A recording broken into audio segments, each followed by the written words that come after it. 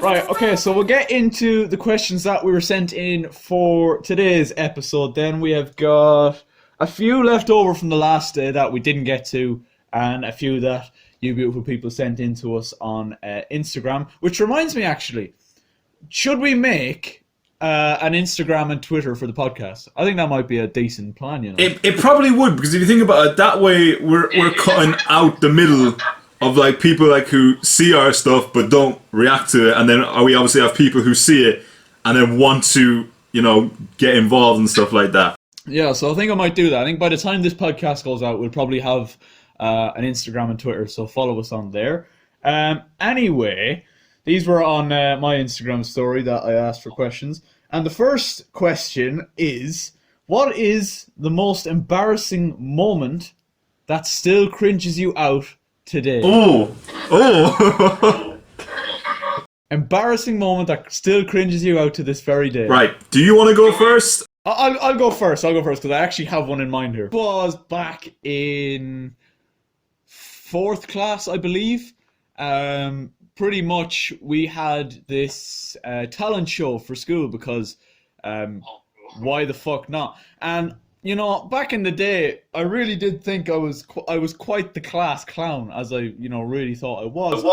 Turns out I was the only one who thought that. But anyway, basically, I decided to enter the talent show doing a comedy skit, but it wasn't a comedy skit. It was more of like a stand-up kind of comedy. So do you know what I mean? Like, so pretty much, I had this book of jokes, right? It wasn't. No, Oh, Crowley. It wasn't even a normal book of jokes. It was like, do you remember Wallace? Do you remember Wallace and Gromit, mate? Do you remember Wallace and Gromit? Oh, yes, of course. Basically, it was around the time the movie came out of that, and I was mad into it, and I had a jokes book that was a Wallace and Gromit jokes book, because, you know, Wallace and Gromit, you know, are well notorious for their stand-up comedy. Pretty much OGs of comedy. Pretty much there was I got an assistant to help me out with the performance. You know him well. There was one joke in particular I told, like, I was there telling jokes to beat the band. They got a few chuckles here and there. Then there was one joke in particular that it was so bad. Basically, the whole Wallace and Gromit movie was about like the were-rabbit, all that kind of shit. And the question, the joke was, what's the were-rabbit's favorite color? Right? Ready for this punchline? Purple. Yeah? I thought this was fucking brilliant. This was gonna be the one, yeah, that knocked the crowd dead, yeah? I thought everyone was gonna love it. I was gonna be the best, yeah?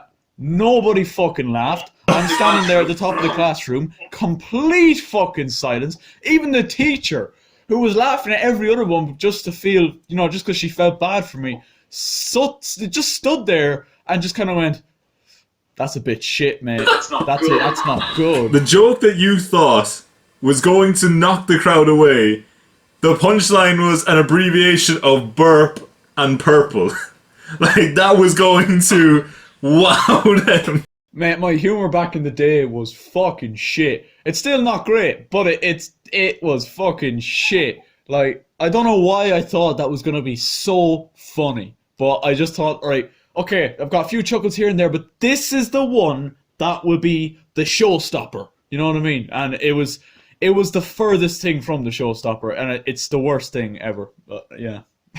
Alright, so my one is not in front of a crowd, which maybe will make it less awkward, but the fact that it was this person made it very awkward. So,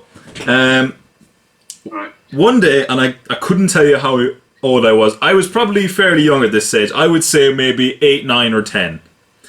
But me and a few lads from the place, what am I saying? Me and a few boys from the village, right? We're down at a good mate's house, right?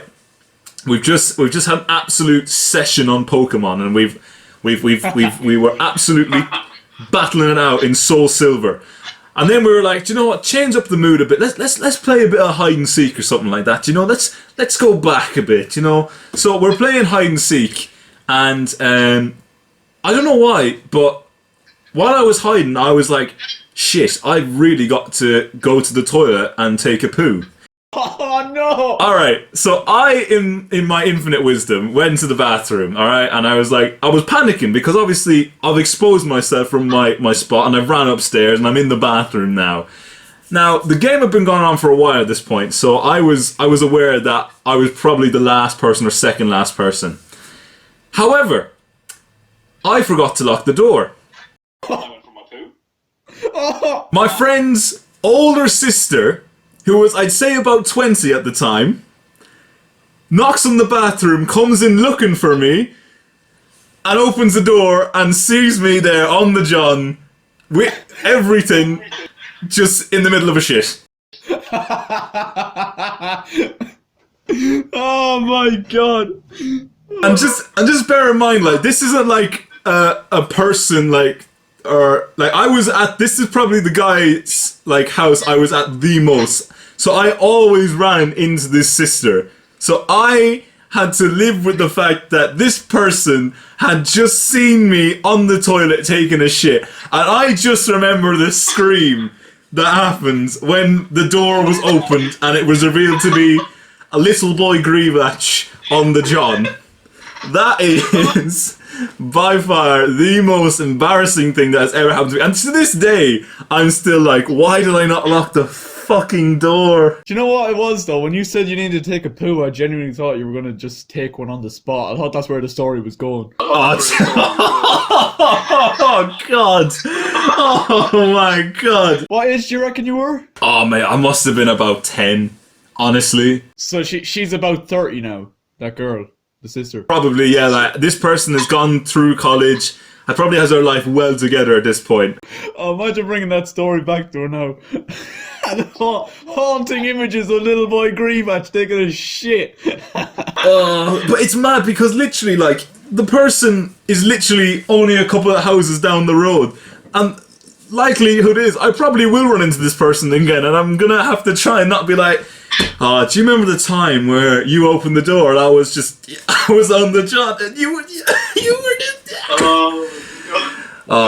Brilliant. So I hope that answers your question. That's brilliant.